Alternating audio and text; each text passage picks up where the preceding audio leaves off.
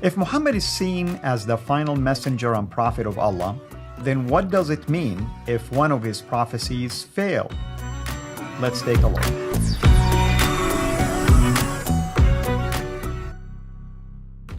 Hello everyone, this is Al Fadi and I want to welcome you to a brand new video series that we will be doing here with our friend Apostate Prophet.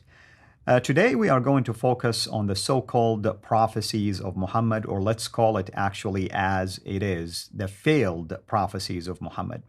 Now, of course, if we are going to take the Islamic description of Muhammad at face value, he is described to us as a prophet, not just a messenger. And to be a prophet, that means you prophesy things in the future.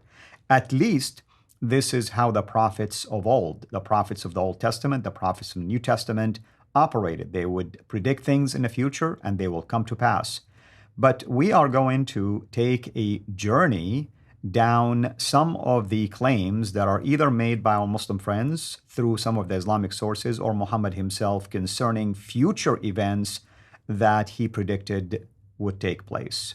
And with that in mind, let us welcome our friend Apostate Prophet to the studio. AP, thank you so much as always for being here with us.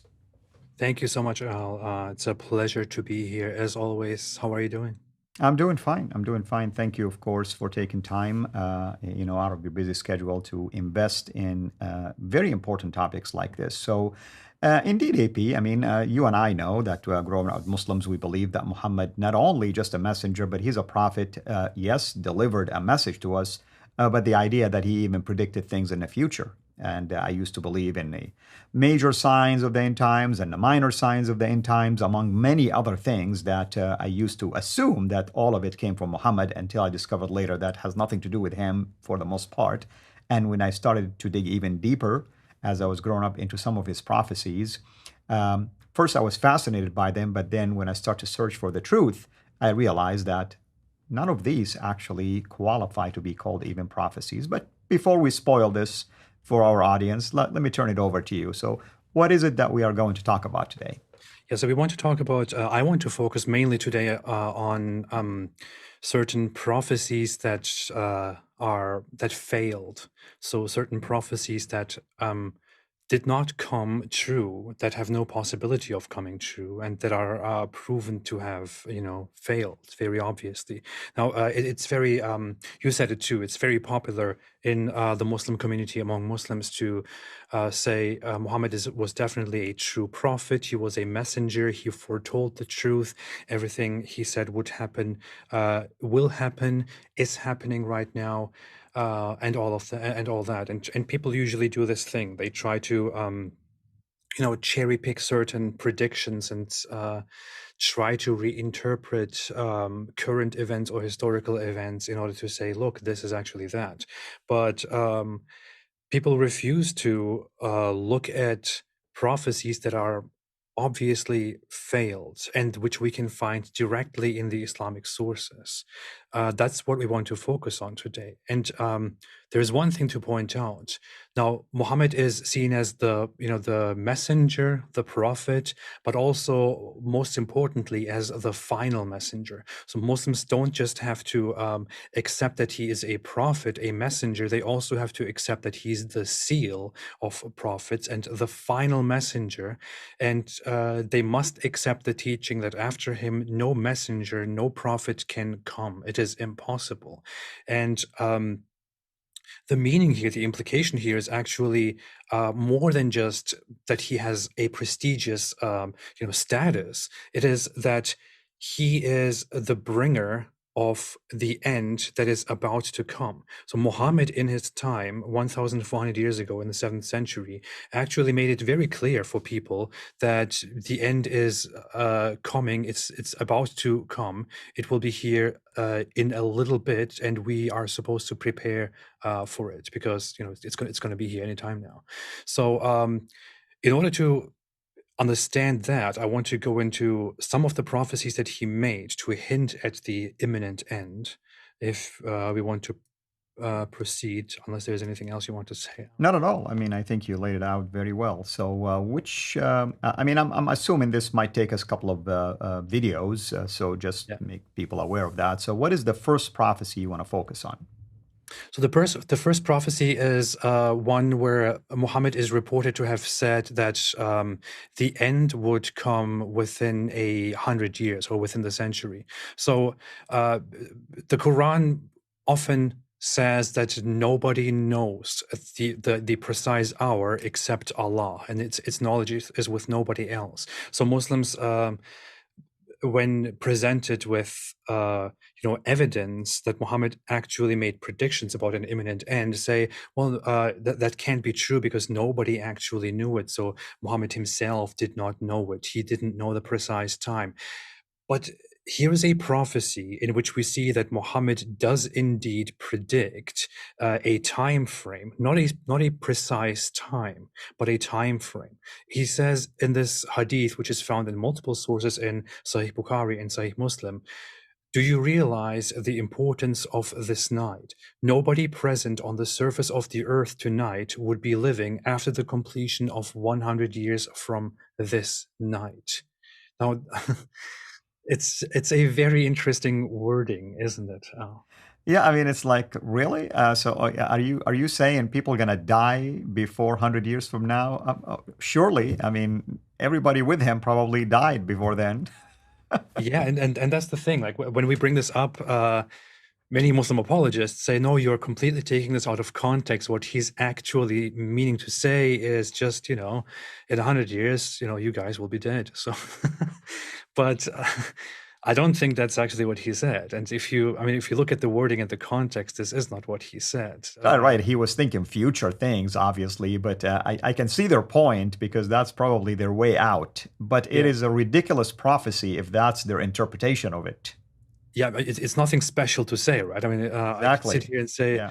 guys, you should realize the importance of this night because in 100 years, none of the people on Earth will be alive. Now, first off, people would be like, okay, so what? Secondly, what exactly does that have to do with this night? And why is this night so important? Thirdly, is it even true? If you say, if you want to make a generic statement that everybody alive today will definitely be dead in 100 years, is that even true? There are people who lived longer than 100 That's years. right. I mean, somebody And was born that night yeah, and lived 102 years. There you go. Muhammad is a liar now. debunked. Yeah, and it is undeniable that people who lived longer than 100 years, like lived throughout the centuries. It's not like people just lived for 30 years back then.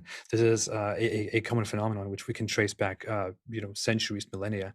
What Muhammad is actually saying here, and this is also found in Sahih Bukhari and Sahih Muslim, in the sections talking about the hour, and the hour always stands for the last hour, the coming right. of the day of judgment. It is found in those chapters. Muhammad is talking about the hour, and he is clearly saying here, as he spends a lot of time praying and contemplating about people asking him when the hour will come, he turns around and says to them, believers, do you realize the importance of this night?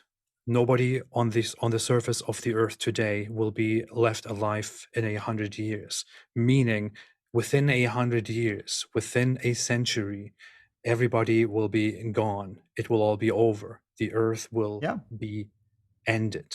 It will be done. The that is hour true. will come. Yeah, because if I want to take let me play the devil's advocate, AP.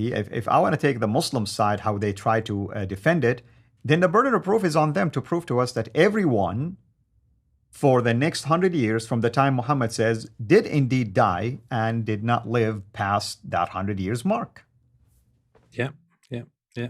Well, it's you would really have to prove that, right? You would have to. Yeah. I mean, what would be the point of this prophecy? What would be the point of this Exactly, entire exactly. statement to begin with?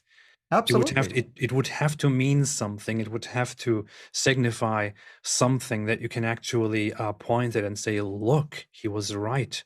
Look, he was right. This night was very important because indeed, after that night, nobody lived longer than 100 years." And I mean, even if you ended up for some reason sitting down and proving that, what exactly would that do? It would do nothing at all. So True. it is very clear. Muhammad is talking about the hour as it is also put into the books, into the right category. And the hour did not come within 100 years. People did not die. People continued living. We are 1,400 years after Muhammad, and this prophecy is a very obvious failure. Yeah, and also, I mean, let me again. I'm telling you, I'm playing the devil's advocate. Knowing my Muslim friends who are apologists, how creative they can be. They can say, come back and say, well, there was a famine, there was a virus, and okay, fine. Then who reported it if everybody died? Who told you that this happened? Do you have a manuscript evidence to support it? And then who came back to life after that if everybody's dead? Yeah, exactly. And what's funny is in Muslim history, in Muslim tradition, even in these books, you will find Islamic scholars arguing about this and even saying, some of us misunderstood this and thought it would be about the hour, but it was actually about the people around the Prophet. And Mhm. it's just a very desperate attempt to explain away this failed prophecy after the matter. That's But true. it is in those books, it is recorded, and we can look into those books and find this prophecy right there and see that it is indeed a failure. So this is one major failure that I think we should get out of the way before we move on to even more failed prophecies. Absolutely. So I know we're approaching probably the conclusion of our first show. So is there anything else you want to add to this, or do you think we can carry it on in the next part? We can do it in the next episode. I will say this is nothing. There is much more to prove that Muhammad was indeed a false prophet. Mhm. There is more to come. Thank you. And I hope our viewers are catching on now on the theme that we're trying to show you. I mean, this is a statement made by someone, allegedly Muhammad, found in Sahih Bukhari and Muslim, which is really authentic sayings. And yet, if you look at it any way you want, it doesn't make any sense, whether the reason why the statement was made, or if indeed it is speaking about the hour or the end times. Then how can we know for sure that what Muhammad says was indeed accurate? Because we're still here. I'm still here after he said it, 14 centuries later. So there you have it. That's 14 times he's wrong, actually. Not just one time, not just twice, 14 times. And the odds of winning any lottery that way are very minimal, actually. In fact, I would say winning the lottery is much even more accurate than to even pay attention to something like that. So this is why we wanted to highlight things like this, because at the end of the day, really, it doesn't prove anything about Muhammad, the fact that he's a prophet. Rather, it actually exposes more problems about his so-called prophethood and his claims about the end times in this case. Thank you, AP. Thank you, everyone. Until next time, have a blessed day.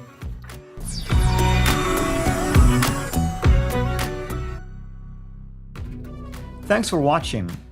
Please like, subscribe, share, and comment. And ring the bell so you will be notified when we release new content. Our mission is to reach Muslims with the gospel of Jesus Christ and help Christians engage with their Muslim neighbors. If you want to join us in this life-changing work, please support us on patreon.com/Sira International, or just click on the link below.